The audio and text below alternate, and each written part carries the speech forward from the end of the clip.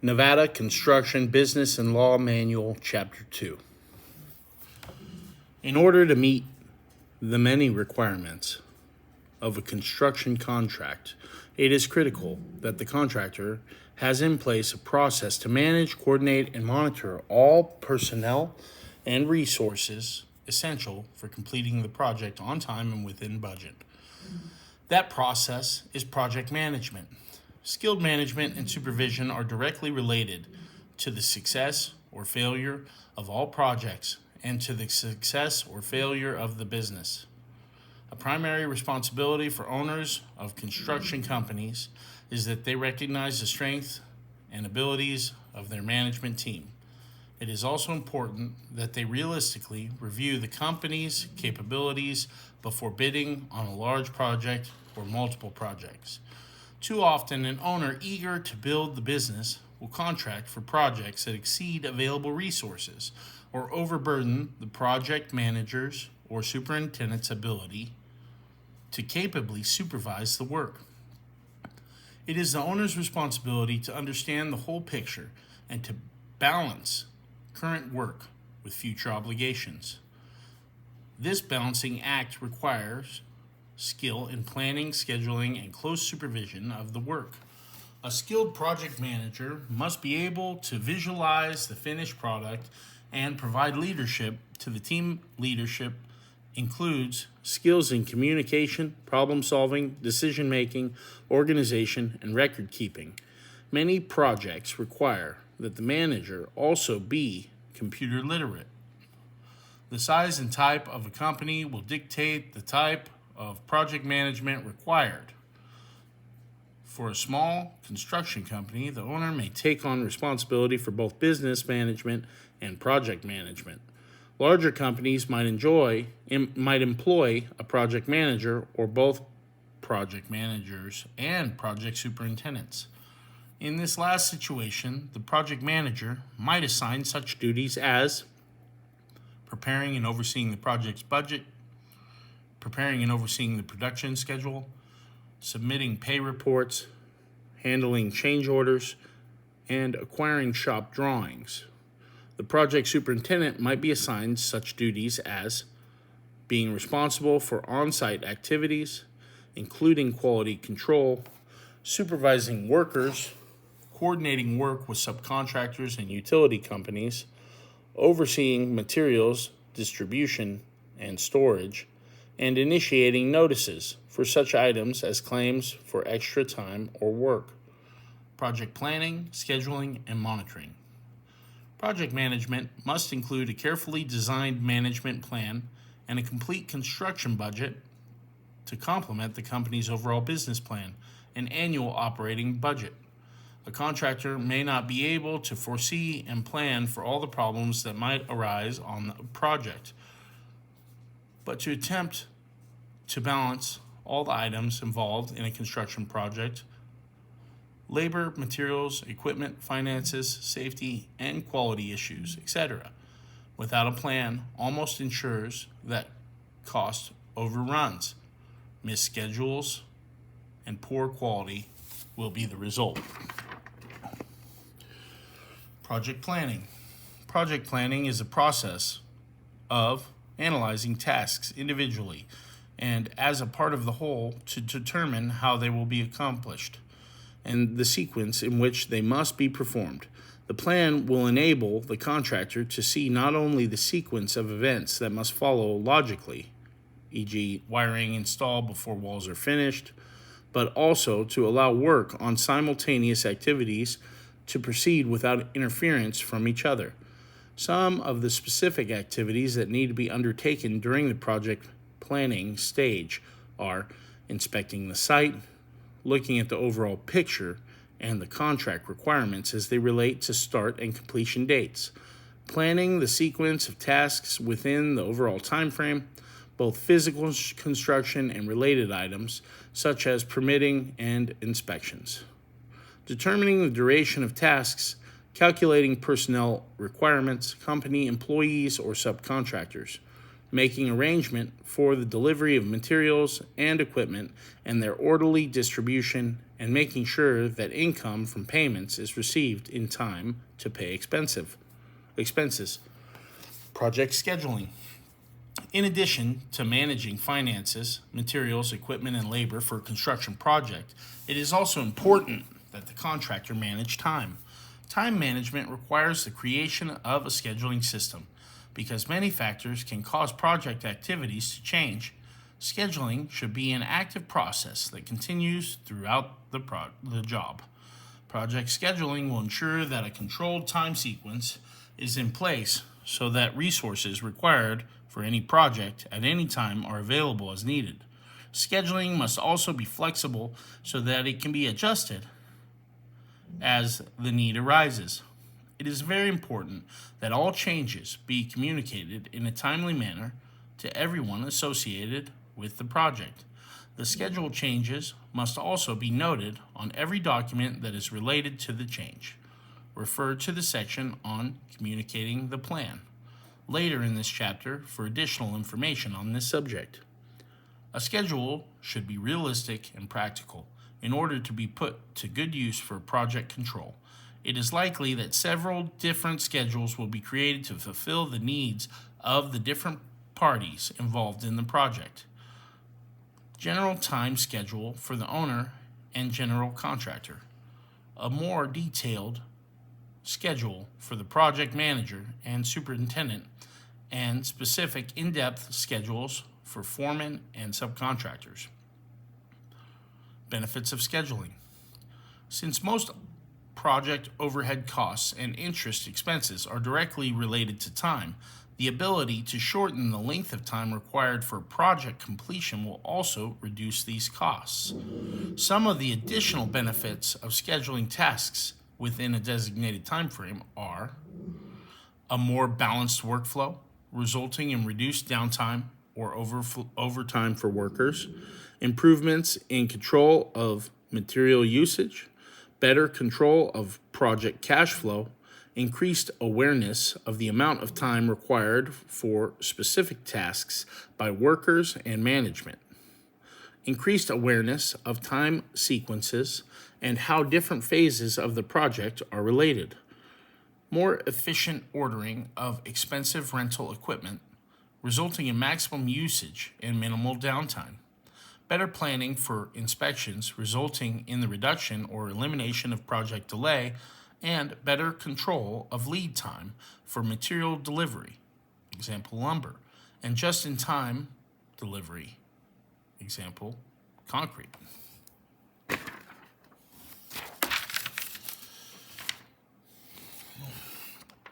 Scheduling system. The contractor must find a balance when creating a schedule to ensure that it is neither too general and of little value to users, nor so detailed that flexibility is lost. The development of a scheduling system for a project can be divided into 3 stages. These include preparing the plan, creating the schedule, and communicating its necessary and benefits to all users. Communicating its necessity and benefits to all users. Preparing the plan. The creation of a total plan for scheduling is not a difficult chore if a step-by-step method is followed. First, review everything required to complete the specific phases of the project and make a list of all materials, labors, costs, expenses, and equipment required to complete each phase.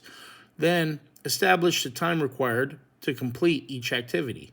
Each contractor will define activity based on the specific requirements of the designated project. One way to define an activity is to consider it as being one identifiable item of work within the total project. Finally, the contractor will need to see which of the activities or tasks need to be completed before others can be started. To help in the process of preparing the plan, some of the following questions need to be answered. Which tasks take precedence over others? Which tasks overlap? Is the designated task normally completed as a continuous operation? How much time is required to complete individual tasks? Will the resources required for the task remain the same throughout the entire time it takes to complete the activity? Construction sequence. Although each project is unique and requires the completion of varied tasks, the following chart provides one example for the construction sequence for a building. The chart in Figure 2.1 on the following page includes many of the major tasks and a few of the subtasks to show how a contractor might develop a construction sequence chart for a wood frame building. Inspections, as required by the local authority, have jurisdiction, must be obtained on a timely basis or before proceeding with the next phase of construction. Site work. Condensation drain lines are installed to any air conditioning air handlers. Survey of lot lines. Gas and water lines are pressured to ensure no leaks. Surveyor stakes perimeters. HVAC. Rough grading of building pad. Ducts installed for supply and return air. Utility installation. Electrical, telephone, cable, water, sewer. Thermostats wired. Foundation installation. Electrical. Layout and chalking for foundation. Install conduit and boxes. Dig footings, piers, plumbing, trenches. Wires pulled. Examples. After this information has been assembled and organized, the time sequences required to complete the project can be set in a complete and precise time schedule. Creating the schedule. Before deciding how simple or complex a schedule should be for a project, the contractor would need to know the following information about the particular job: size of the project and its complexity, number of workers required, company employees and subcontractors, amount of time it will take the individual craftsman to complete their portion of the work, contract's provisions, requirements or restrictions imposed by the owner or lender, and other ongoing projects requiring company resources. Depending on the individual's situation, a scheduling system may take the form of a simple list, a simple timescale or bar chart, Gantt chart, or even more complex timescale system. The last type of scheduling system is known as the Crucial Path Method, CPM. A Crucial Path Method or CPM schedule can be charted visually in a number of ways. And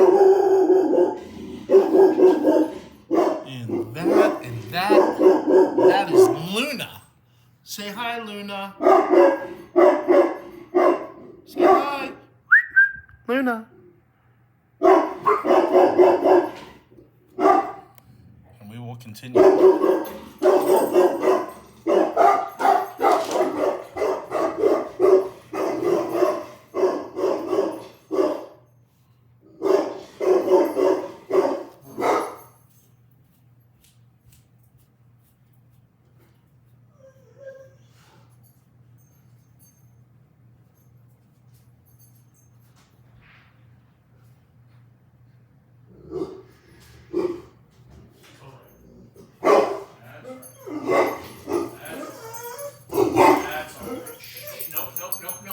No.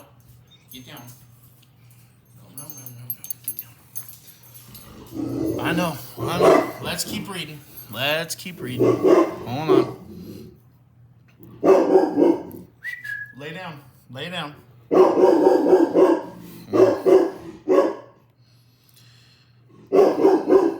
Critical path method. A critical path method schedule can be charted visually in a number of ways. CPM graphs are also known as PERT charts. Information about these and other methods can be obtained by reviewing construction scheduling in manuals and books.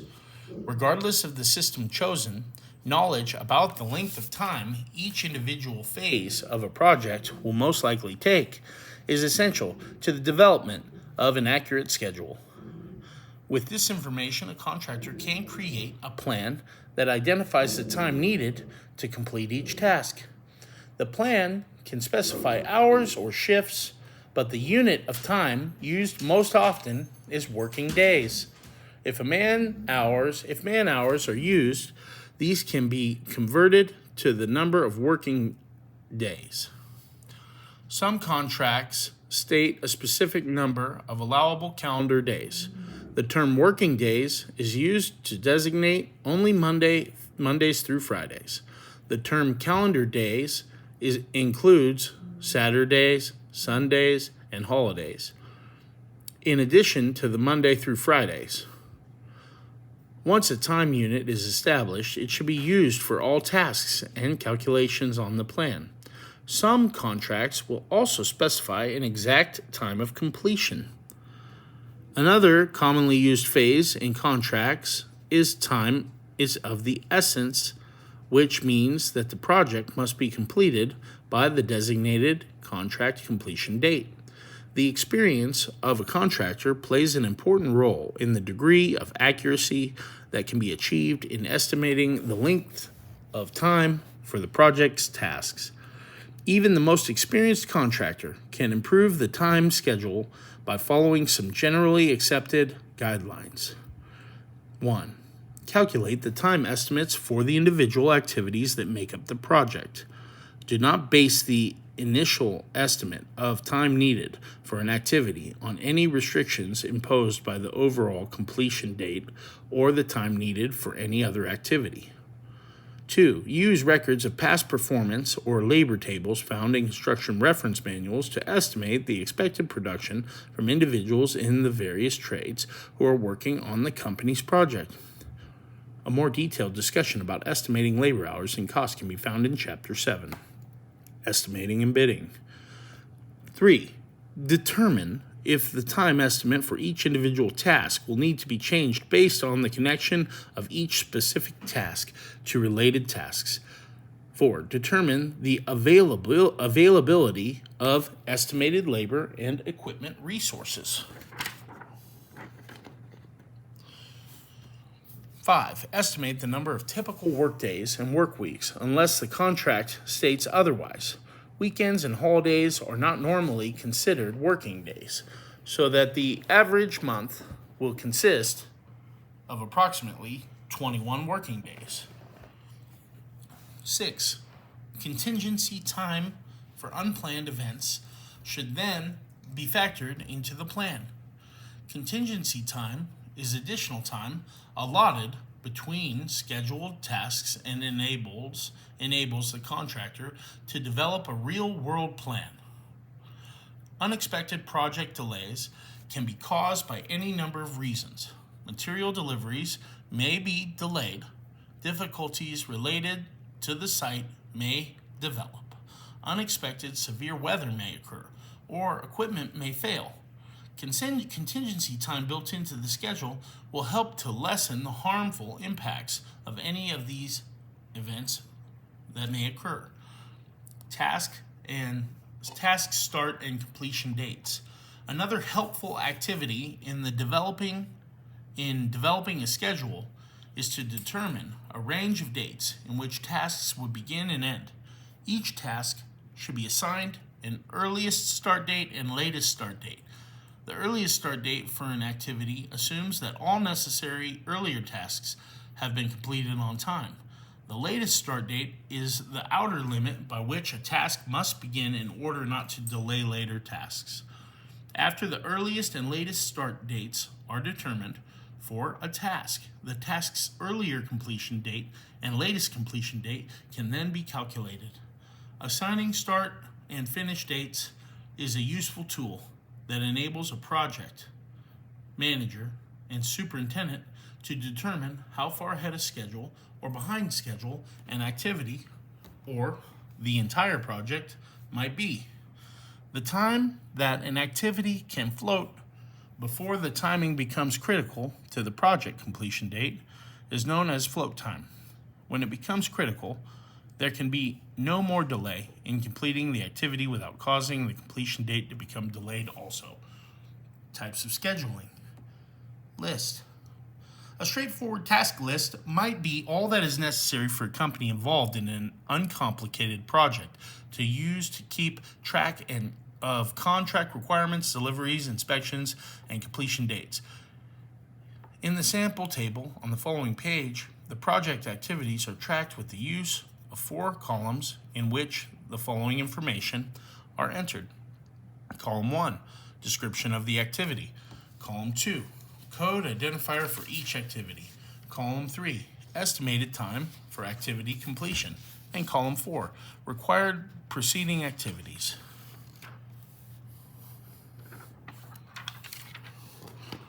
Here on page 21, figure 2.2 is a list schedule. As an example, a couple line items, description of activity, code identifier, estimated work time and work days, and preceding activities. Timescale. The timescale or bar chart shown in figure 2-3 below is a more sophisticated means of scheduling than a list shown above. This chart can be used in the planning stages of a project. It is used to denote when activities are scheduled and their anticipated duration by graphically showing the start and finishing times for the individual tasks that make up the project. This tracking tool is commonly used in the construction industry at the job site because it is an easily understood system. It can be adapted for each individual project. The primary drawback of this method is that it fails to show the interrelationships among the various activities. An illustration of a sample bar chart follows. Premium Builders project schedule. You'll see the tasks on the left, the weeks on the bottom.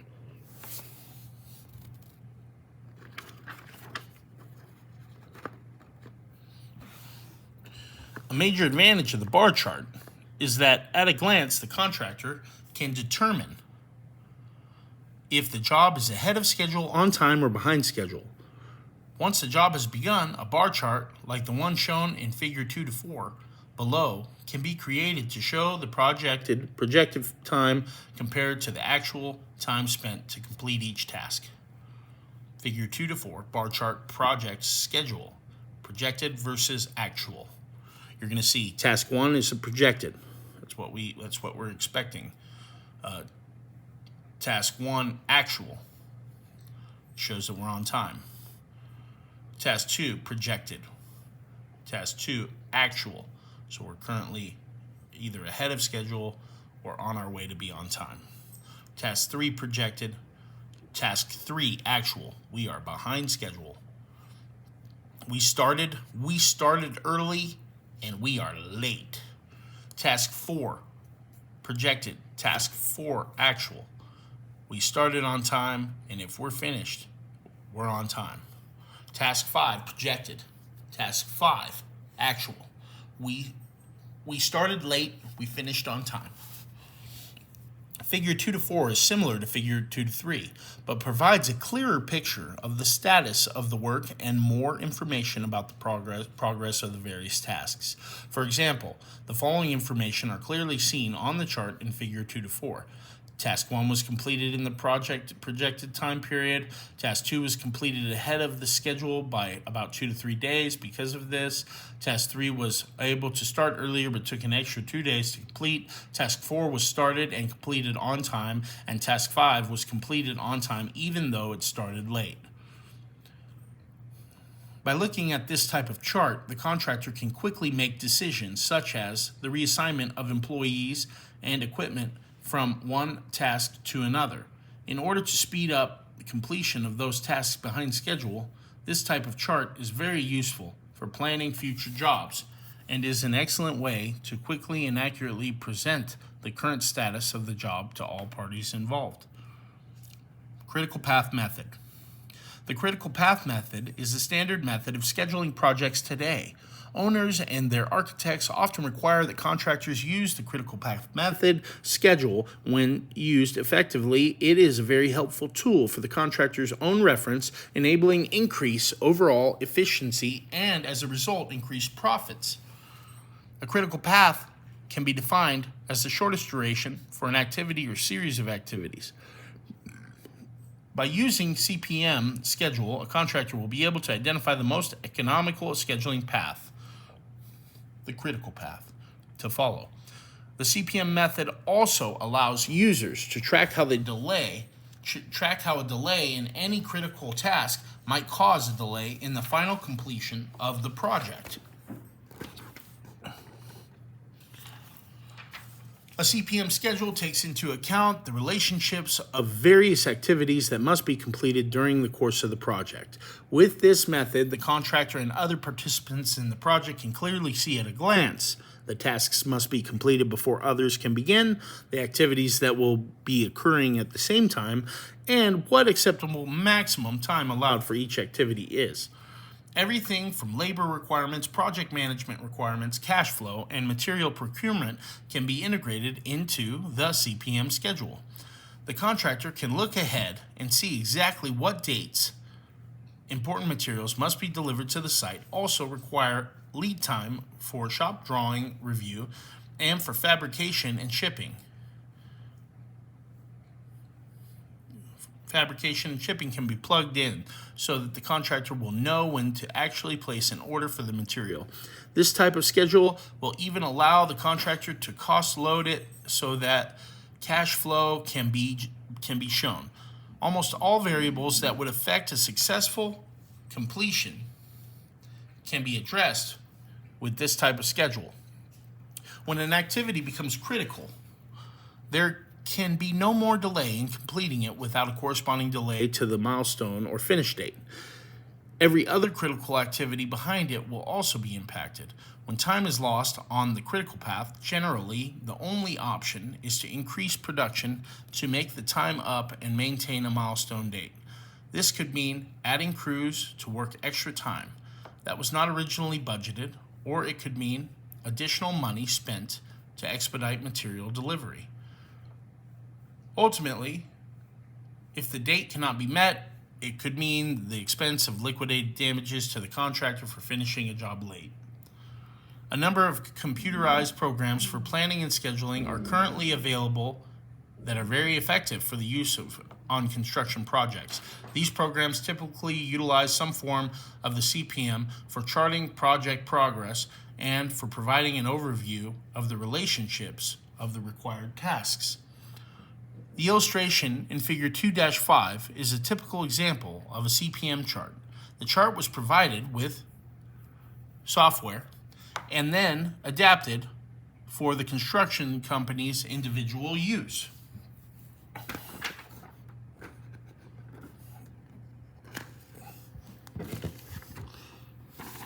Here's an example of that chart. It has activity descriptions, site work and building, original duration, percentage of completion, scheduled start, scheduled finish, total float allowable, and then that's what we're looking at. It's what we want to see. We want to see completion there, January 6th. Start date, September 5th.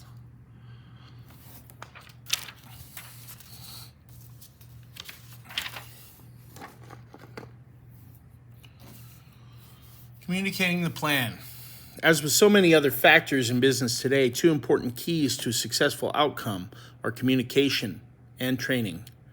Once a project plan is created, whatever the system selected, it is necessary that all of those who are involved in its use will know how the plan will operate, how the plan will enable the project to progress more efficiently, and how the implementation of the plan will be of benefit to the users. Specifically, everyone involved in the project should know what the job will entail, its beginning and completion times, and its requirements as the work progresses. This is particularly important for having labor and materials available and knowing that activities are going on during the same time periods. The plan's success or failure is related to how well it is received and used by those who are involved in the project.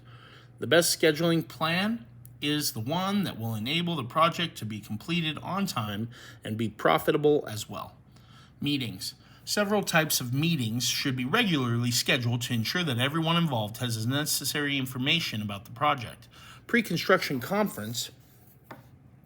Before construction begins, especially on large projects, a pre-construction meeting with all the major parties, owner, architect, and engineer, project manager, superintendent, and major subcontractors, will establish some basic guidelines for how the project will be organized. Some of the issues covered might be work hours, security issues, material storage, power and water access, reporting responsibly, etc. Regularly scheduled status meetings. After construction has begun, the meetings should be held at regularly scheduled times for review and discussion about such topics as the status of the work, problems that have arisen, problems that have been solved, and quality issues. These discussions are an important element for maintaining quality control at all levels.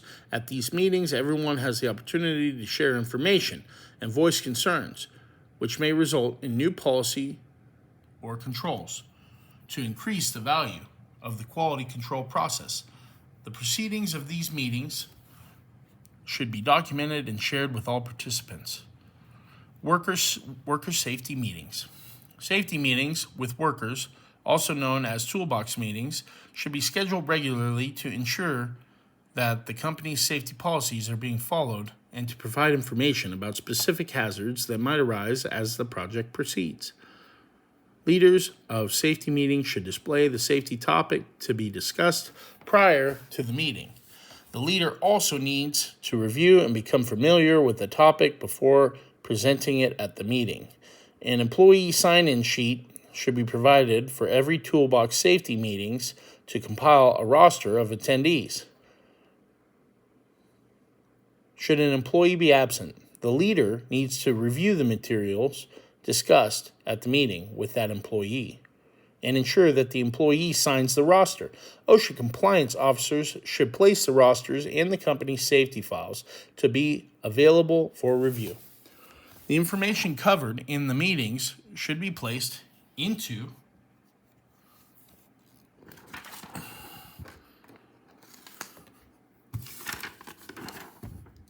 the information for the rosters should be placed in a binder for future reference and new employee training. Refer to Chapter 4, Job Safety and Environmental Safety for additional information concerning safety procedures and OSHA requirements. Company Employee Manual. Any contractor whose company hires employees should develop and maintain an up-to-date employee manual covering company procedures and policies. It is important that these be explained completely in order to limit the company's future liabilities. Larger companies often have considerably more exposure to liability and might have one or more individuals managing their safety programs, including writing and updating their own in-house manuals on a full-time basis. Employee Manual. The benefits of having an employee manual are so great that it should be considered essential. There are pattern books available for the development and maintenance of practical employee manuals. Some federal and state labor laws will affect certain aspects of the manual. These state labor laws also vary from state to state. For specific information, refer to Chapter 11, Labor Laws. There are a number of benefits that the contractor can obtain by developing an employee manual. The contractor will have more knowledge of labor laws that could affect future liability. Also, providing this information directly to employers can reduce potential liability. When all employees know what is expected of them, employee management can be streamlined. Teamwork among employees can be improved when everyone is aware of common company goals and is working together to achieve them.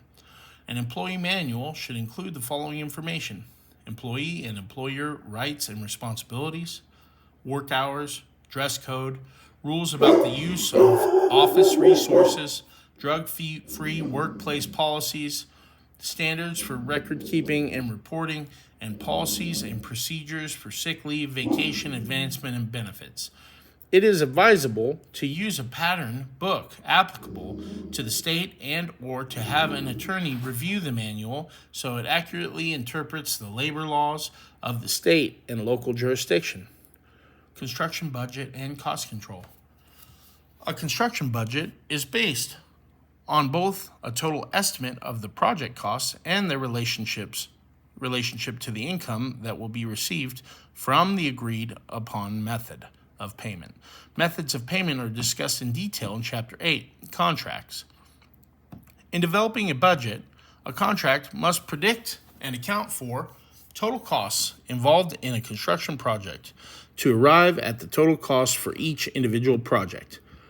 The contractor must factor in expenses for labor, materials, equipment rentals, tools, subcontracts, company overhead, credited to the project overhead and contingencies, and by creating a realistic budget that accounts for all costs associated with the project, and the contractor will have a much greater opportunity for making a profit.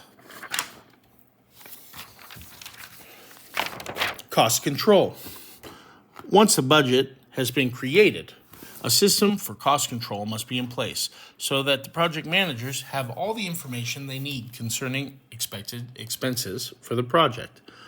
To achieve the desired success on a project, the contractor will need to keep a watchful eye on the actual costs for labor, materials, and subcontractors, and compare those with the budgeted items.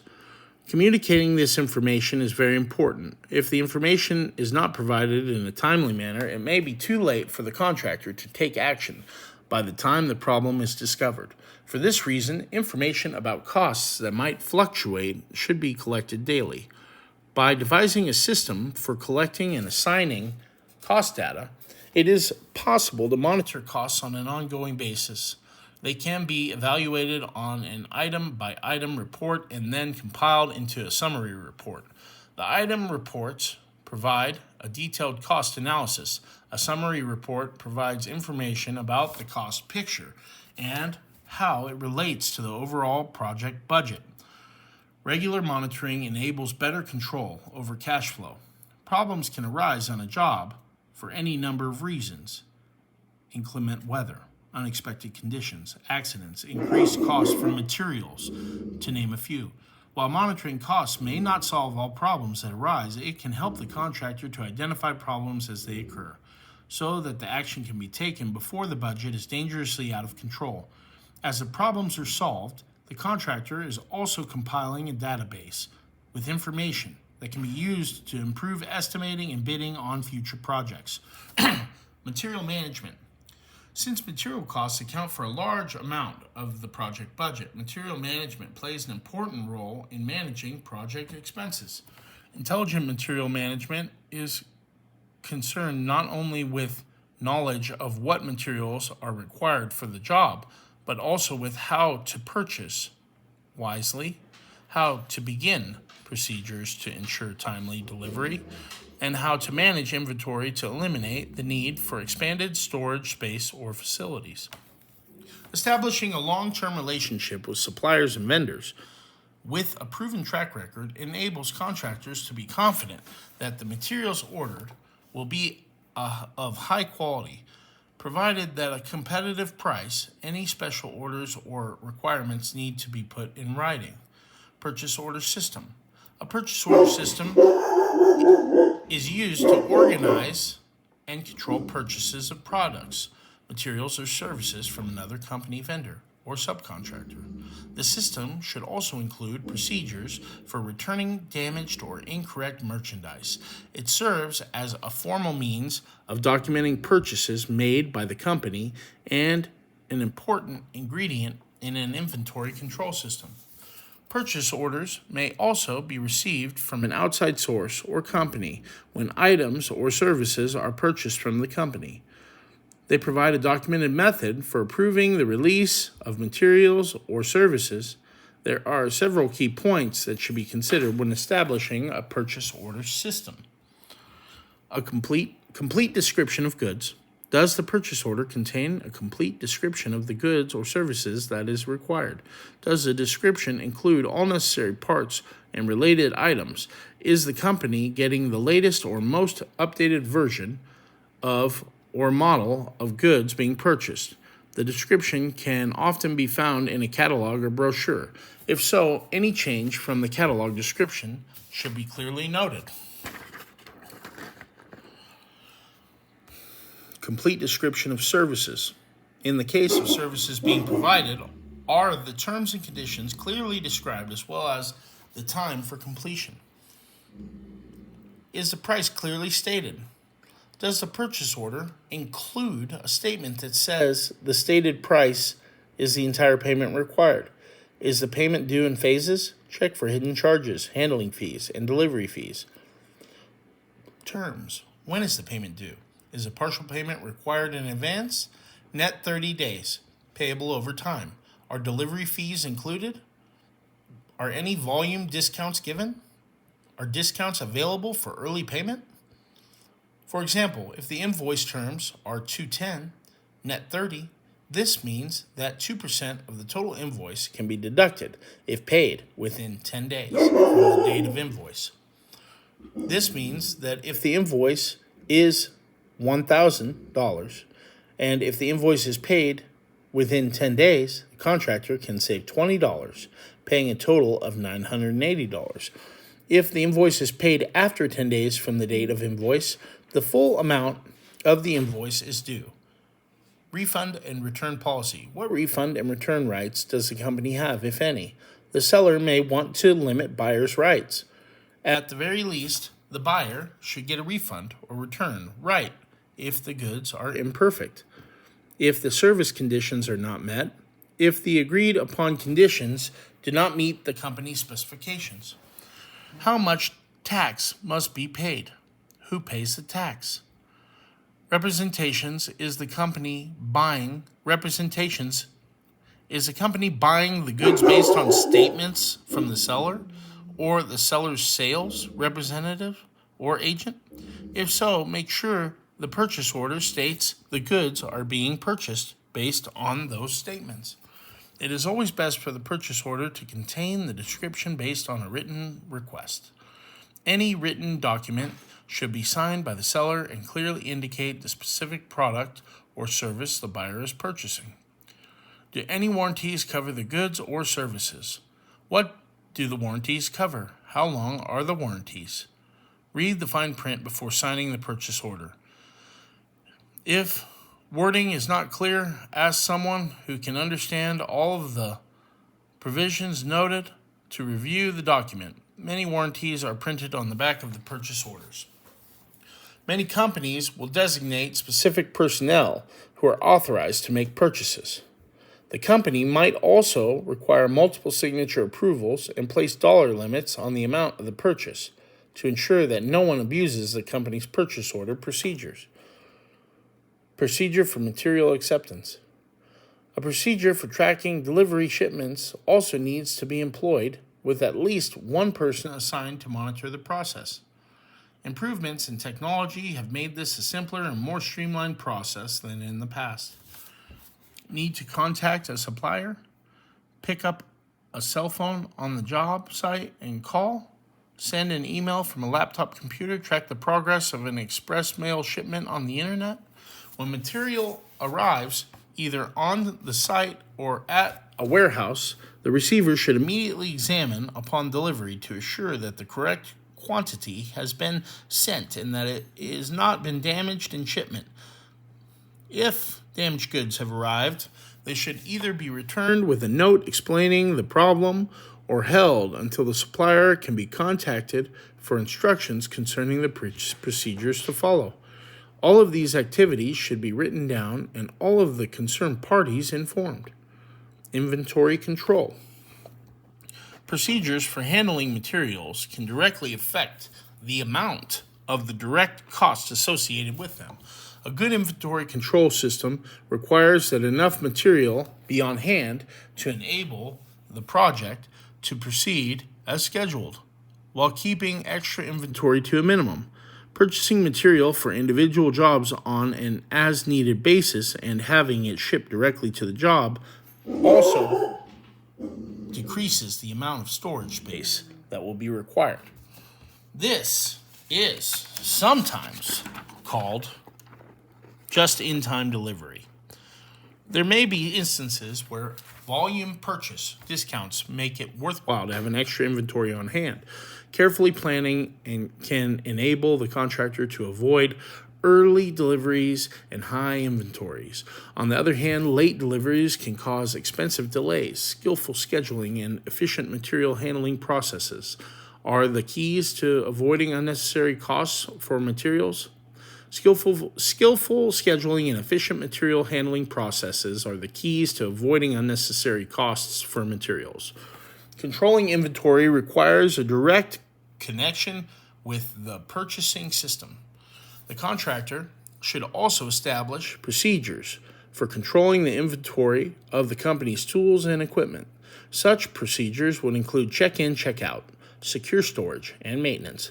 The person responsible for inventory could control procedures, should also establish minimum and maximum levels of inventory, check regularly to ensure that these limits are maintained, have purchases summarized in a purchase journal to simplify access to information about the project's total purchases, compare purchase orders to budgeted amounts, assure that only authorized individuals are using purchase orders in the dollar limits assigned to that person, and assure that all refunds and dollars owed to the company are accounted for.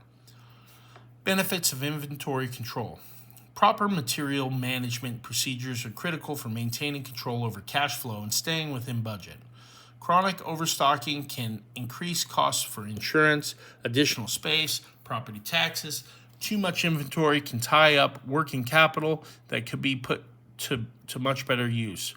But with too little inventory on hand, the company may not have the necessary resources to complete a contract on time. Maintaining the proper balance is the key. Less material sitting idle also lessens the desire and opportunity for mishandling, loss, and theft. Unnecessary stockpiling may also result in losses due to vandalism, arson, or weather damage. Quality control is a management function that ensures that the project is being constructed in accordance with the standards prescribed in the specifications. Quality control covers all aspects of the job, including personnel, site safety, materials, etc. In the course of this process, the quality control supervisor will check the specifications and decide if the work was satisfactorily completed. Both design and specifications and performance specifications will be covered in this inspection.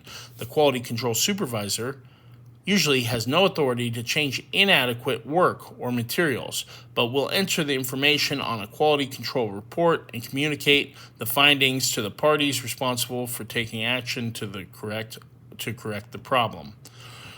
Quality control supervisor must keep up-to-date records that are made readily available for review by those with authority. The contract agreement might require that a contractor inform the owner of the status of quality control inspections on a regular basis and also report the corrections that were made as a result of the supervisor's findings. The contractor is responsible for the maintenance of accurate documentation. Project documentation. Before project activities begin, it is important that a specific list of all the required documentation be prepared. Once that list has been established, those responsible for maintaining the documents must be trained in their use and be made aware of how important accurate records are. At some time in the future, these records may be needed for legal purposes, as tracking documents, for defective materials, for future planning, to satisfy governmental requirements for document maintenance, and for future review of the sequence of project flow. Project documents are not only a valuable resource for providing a record of the project's history, but can also be used to prove the facts in the event of a dispute. Without accurate records, the contractor will have difficulty in providing reliable evidence to support the company's position in dispute resolution. As one example, the superintendent's daily log is often referred to as a resource for obtaining reliable information of the job's progress. To serve as a true source of information, the log must be filled out daily in ink and dated with no missing pages. Typical information in the daily log would include a summary of the day's work, numbers of workers on the site, equipment in use, subcontractors, materials delivered, accidents, temperature, weather conditions, and visitors to the site. The following list must include some of the records that might be necessary for a construction project. These are examples to use as a checklist, but obviously the list would change based on individual needs for specific businesses and projects. Contract agreements, including all reference documents, subcontractor contracts, project schedule, test results, progress reports, shop drawings, change orders, time cards, job log, list with customer selection, safety meeting records, phone log, construction phases photo, accident report forms, purchase orders, quality reports, and personal injury reports.